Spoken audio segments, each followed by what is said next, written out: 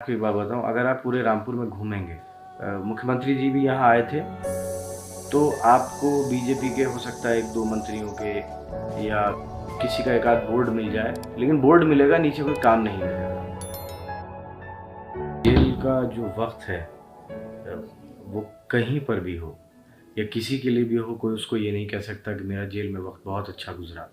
और जो भी जेल में हमारे साथ सुलूक हुआ या जिस जगह हमें रखा गया, ये जो तकलीफ़ें दी गई, वो शायद किसी एक हार्डन्ड क्रिमिनल को भी नहीं दी जाती।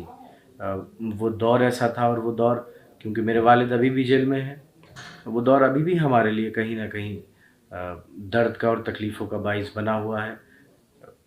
और इलेक्शन, देखिए, आज़म खां साहब की जगह तो कोई नहीं ले सकता, लेकिन फिर भी अपनी तरफ से जितनी कोशिश कर सकते हैं, कर रहे हैं, और उम्मीद है कि मालिक बहुत अच्छे नताइज देगा इसके। बीजेपी कभी उन चीज़ों पर बात नहीं करती जिन पर बात होनी चाहिए। बीजेपी हमेशा उन चीज़ों पर बात करती है जिन पर जो मतलब काबिल ज़िक्र भी नहीं है। बीजेपी ने ये सारा जो कुछ भी हमारे साथ किया, और सिर्फ हमारे साथ नहीं, बहुत से लोगों के साथ किया, उन लोगों के साथ किया जिन्होंने बीजेपी से सवाल पूछा। और सवाल पूछने का गुनाह ऐसा हुआ कि जिस परिवार पर कभी एक धक्का मुक्की की एफआईआर भी नहीं हुई, वो परिवार माफिया बना दिया गया। उस परिवार के ऊपर 350 मुकदमे दर्ज कर दिए गए।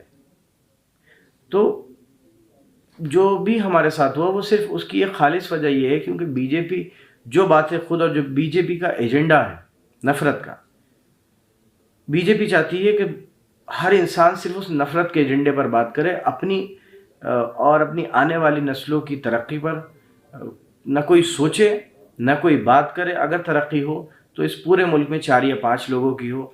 इसके अलावा पूरा मुल्क चाहे भूखा मरे, बेरोज़गार रहे, गाड़ियों से कुचला जाए, सड़कों पर बैठा रहे, उससे बीजेपी का कोई लेना देना है। देखिए, बीजेपी का कोई ना तो कोई पलायन वहाँ के लोग कहते हैं। बीजेपी कभी उन मुद्दों पर बात नहीं करती जिन पर बात होनी चाहिए। बीजेपी हमेशा चाहती है कि बात नफ़रत पर हो, बात लड़ाई पर हो, बात झगड़ों पर हो। मेरे ख़्याल से ना मुल्क को नफ़रत की ज़रूरत है, न झगड़ों की ज़रूरत है।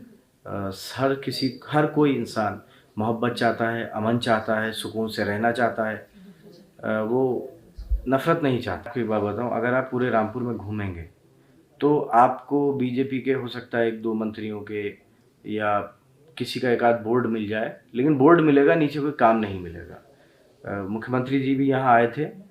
जो पक्षी विहार अखिलेश यादव जी ने और आज़म साहब ने जिसका उद्घाटन किया था, उसका नाम बदलकर दोबारा उद्घाटन कर दिया। तो डेवलपमेंट तो ऐसा हुआ है यूपी में।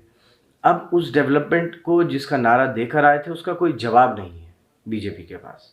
ये सब कुछ इसीलिए हो रहा है, मैंने कहा ना, लोगों को मेरे ख्याल से इन चीज़ों की और इन मुद्दों की कोई ज़रूरत नहीं है। लोगों को नौकरियां चाहिए, महंगाई पर बात करना चाहते हैं, किसान अपनी फसलों के दाम पर बात करना चाहता है, रोज़गार पर बात होनी चाहिए। ये चीज़ें हैं जिनको ज़िक्र में लाना चाहिए। बीजेपी क्या कहती है, इससे मेरे ख्याल से देश का एजेंडा तय नहीं होना चाहिए। देश बहुत कुछ अलग मांगता है।